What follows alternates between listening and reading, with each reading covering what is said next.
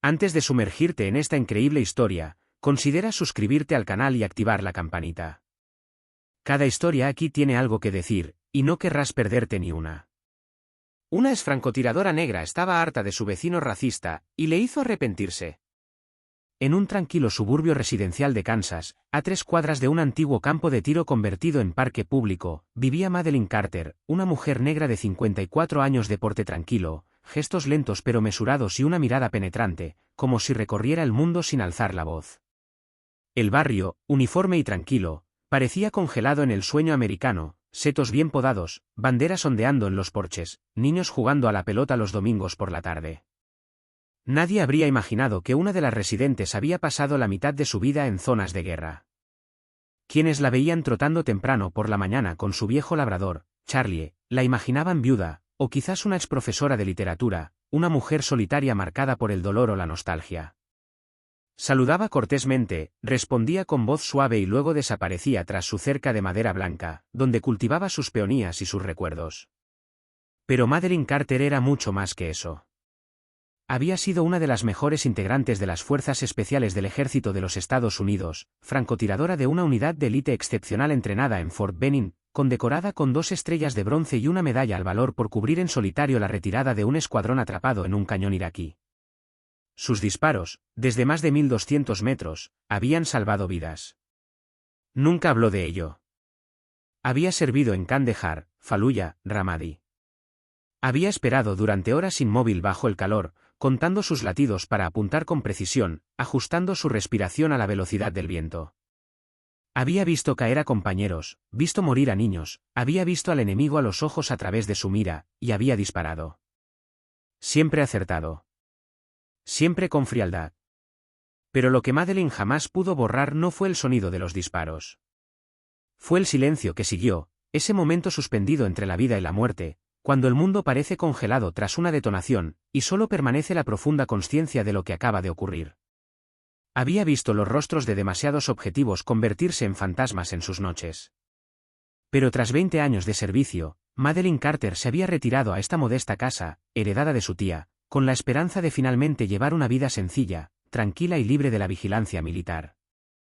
Quería oír el susurro de las hojas en lugar de las frecuencias de radio. Quería oler el aroma de la tierra recién removida, no el de la pólvora y el queroseno. Soñaba con dormirse sin tener que memorizar cada rincón de su casa como si fuera un campo de batalla.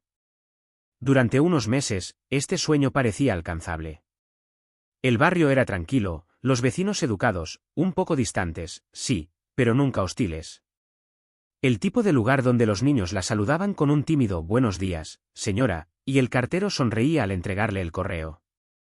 Madeleine cortaba su propio césped, paseaba a Charlie todas las mañanas y poco a poco estaba aprendiendo a dejar atrás su mochila militar interior, esa llena de reflejos, alertas y cicatrices invisibles.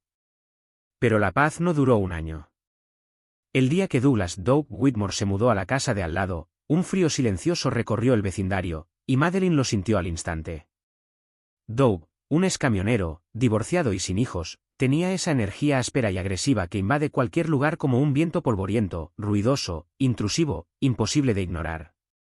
Apareció con su ruidosa camioneta Ford F-350, un remolque lleno de armas de caza, una colección de pegatinas antigubernamentales y una enorme nevera portátil llena de cerveza barata. En 2 días, había transformado su casa en un manifiesto ambulante. Una bandera de «No me pisen» ondeaba con orgullo en su porche. Una pegatina que decía «Segunda enmienda» o «Guerra» adornaba su buzón. Carteles anti-inmigración decoraban su valla. Y cuando llegó la noche, lo oímos, borracho, gritándole a la televisión o llamar a sus antiguos compañeros para quejarse de liberales y parásitos del sistema. Los vecinos se mantuvieron educados, pero evitaron su mirada. Madeleine, sin embargo, no reaccionó. Había visto cosas mucho peores que este tipo. Incluso había matado a algunos, en circunstancias mucho más extremas. Pero Doug percibió algo en ella que no podía comprender. Una fuerza silenciosa que lo perturbaba. Entonces trató de sacudirlo. Una tarde, mientras Madeleine regaba sus rosales, descalza sobre el césped y con el sombrero de paja abrochado a la cabeza, apareció Doug, cerveza en mano, panza arriba, y dijo en un tono falsamente jovial pero claramente hostil: No pareces de por aquí, ¿verdad? Sus ojos brillaban de provocación. Quería verla reaccionar. Quería medir su lugar, probar sus límites. Madeline lo miró sin decir palabra. Se quedó allí, con la manguera aún en la mano. El silencio entre ellos se hizo más denso. Charlie, el viejo labrador, gruñó quedamente mientras se ponía de pie en el porche.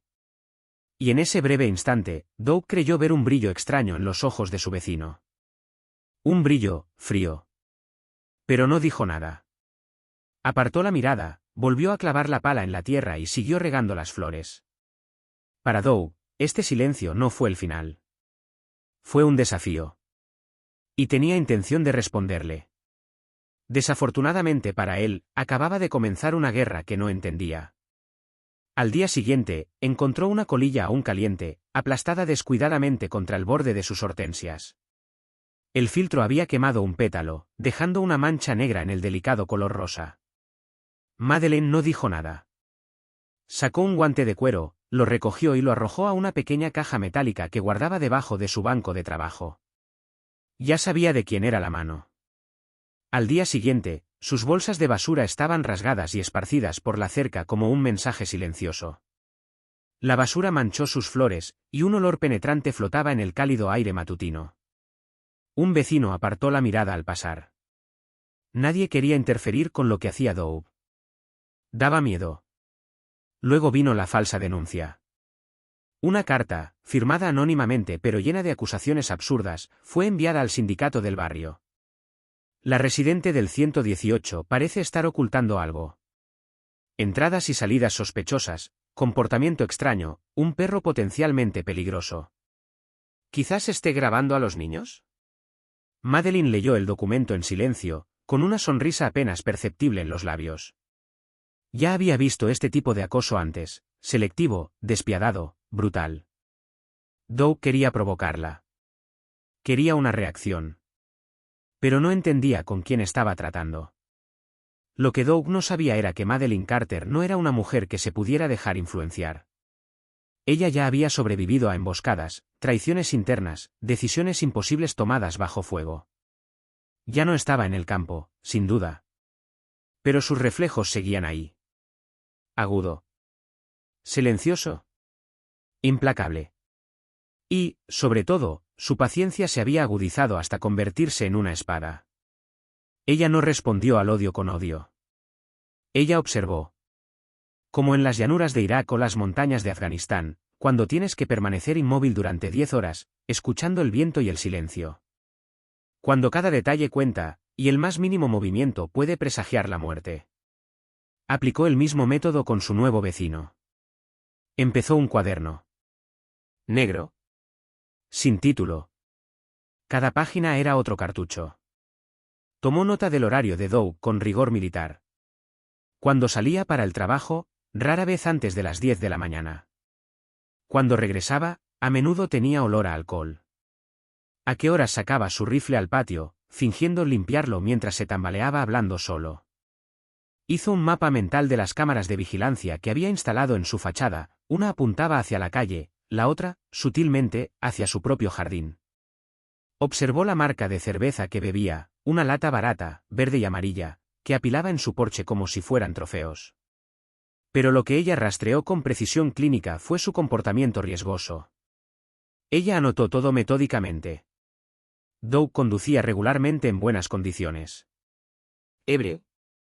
Ella grabó vídeos con ella teléfono, motor en marcha, vaso en mano, gritos de insultos. Arrojado a través de la ventana abierta. Almacenó armas sin asegurar en su cochera. Ella lo vio una noche, borracho, haciendo alarde de una le dio un rifle semiautomático a un amigo igualmente borracho y lo dejó caer. Contra una pared sin ninguna seguridad. El arma permaneció allí, a la vista, durante horas. Filmó a transeúntes negros en el barrio. Madeline lo vi varias veces, medio escondido detrás de sus cortinas, teléfono en mano, murmurando insultos. Mira eso, otro merodeando por ahí. ¿Qué están haciendo? ¿Qué están haciendo aquí? Grabó a los niños jugando en el acera. Susurró palabras que ella conocía bien, palabras que en otros países habían justificado guerras civiles. Doug no era solo un racista. Era una amenaza.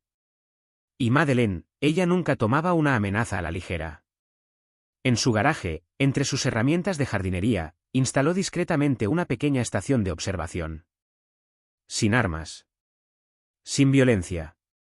Solo hechos. ¿Evidencia? Y la calma de un estratega.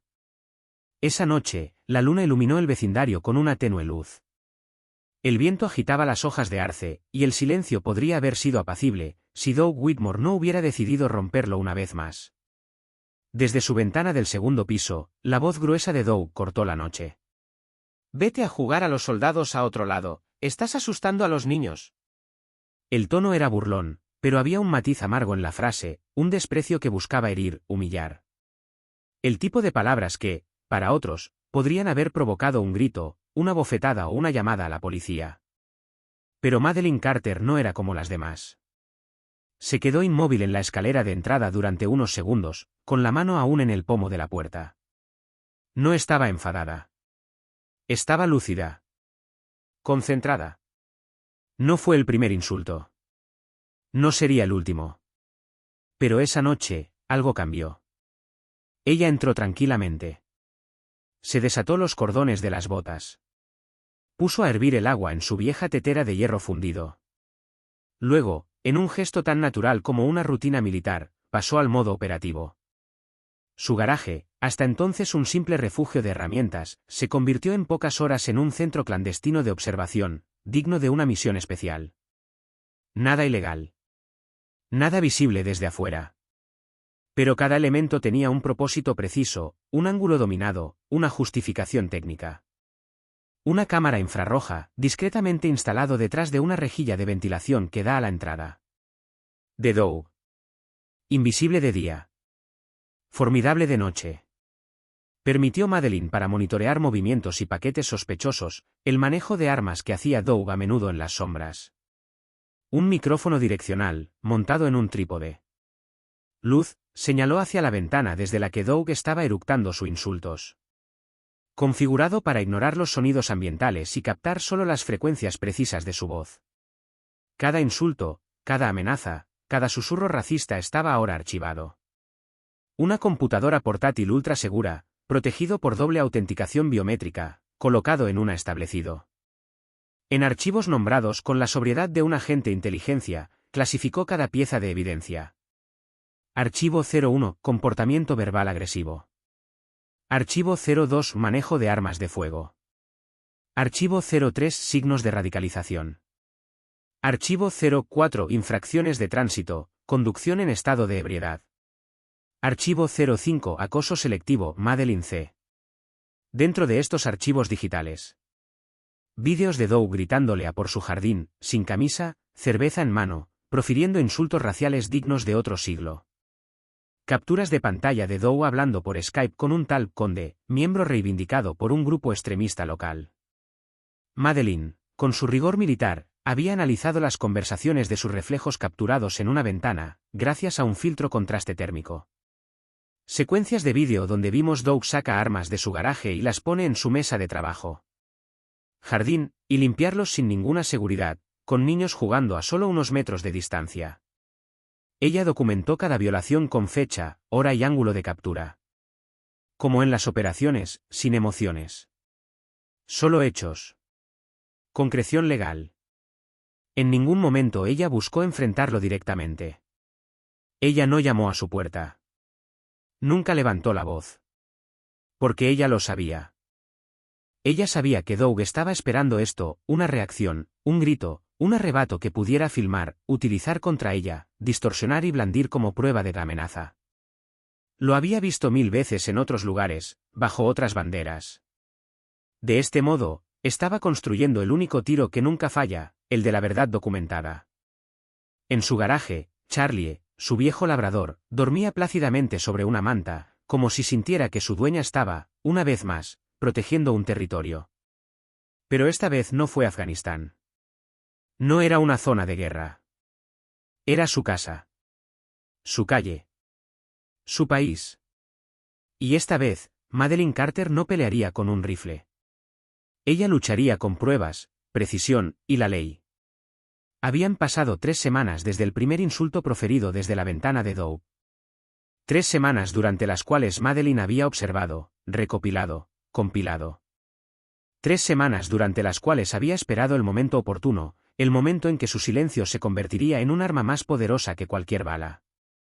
Entonces, una mañana gris y húmeda de julio, Doug recibió un paquete discreto en su puerta. Sin nombre en el paquete. Sin remitente. Solo un paquete cuidadosamente sellado, ligero en sus manos ásperas. Intrigado, Doug abrió lentamente el paquete. En el interior, una unidad flash USB de color negro mate, envuelta en tela gruesa. Y una simple hoja de papel, doblada en 4, en la que estaba escrito, con una letra clara y casi fría: ya no uso balas. Solo la verdad. Mira con atención. Y piensa en lo que vas a hacer a continuación. Un escalofrío recorrió a Doug. Comprendió el mensaje al instante. Alguien había estado observando cada uno de sus movimientos. Alguien lo había estado esperando, paciente y metódico. Corrió a su computadora y la conectó al puerto USB. La pantalla se iluminó y un vídeo comenzó a reproducirse automáticamente. Lo que vio lo puso cara a cara consigo mismo, sin filtro, sin escapatoria. Él, tambaleándose en su patio, con una botella de cerveza en la mano. Gritando insultos raciales hacia la calle. Su voz ronca, las palabras cargadas de odio, resonaron en sus oídos como juicio. Un extracto donde maneja un rifle y lo limpia. Sin cuidado, el arma apuntó hacia el suelo, sin respetar jamás reglas de seguridad. Vídeos tomados por sus propias cámaras, que muestran su comportamiento errático, agresivo y perturbador. Un segmento de audio capturado durante una conversación Skype, donde estaba hablando con un hombre cuya voz estaba entrecortada. Habló de preparar la resistencia y defender nuestros valores contra el invasor. Después del vídeo, la pantalla se abrió con un documento digital, organizado con el rigor de un expediente de investigación. Un catálogo claro de delitos legales que había cometido. Posesión ilegal de armas de fuego. Conducir ebrio. Acoso racial. Presunta participación en un grupo extremista. Un mapa interactivo de sus idas y venidas, sus llamadas telefónicas y las fechas de los incidentes documentados. Una copia del expediente completo, lista para ser enviada, bajo forma de mensaje preescrito, a las autoridades locales, al FBI e incluso a su empleador. El vídeo termina con una imagen fija, la de Madeline Carter. Ella lo miró directamente a los ojos, sin ira ni compasión, pero con precisión gélida. Su mirada era la de una mujer que había visto suficiente caos y violencia como para no temblar nunca más. En letras blancas, en la pantalla negra, apareció una sola palabra. Apunta mejor. Un mensaje claro e inequívoco. Una advertencia. Una promesa. Doug se apartó de su silla, jadeando y con el rostro pálido. Por primera vez, se dio cuenta de que la guerra ya no era una cuestión de poder bruto. Ahora se estaba jugando en un campo donde la verdad, la paciencia y la precisión eran las únicas armas capaces de doblegar el odio. 3 días después de recibir el paquete, las sirenas rompieron la paz del barrio. Coches con luces azules y rojas intermitentes rodearon la casa de Doug Whitmore. El FBI, acompañado por la policía local, realizó un registro exhaustivo. Cada habitación, cada rincón, fue registrado. Se incautaron armas no registradas, munición prohibida y documentos relacionados con grupos extremistas. Doug fue arrestado por varios cargos.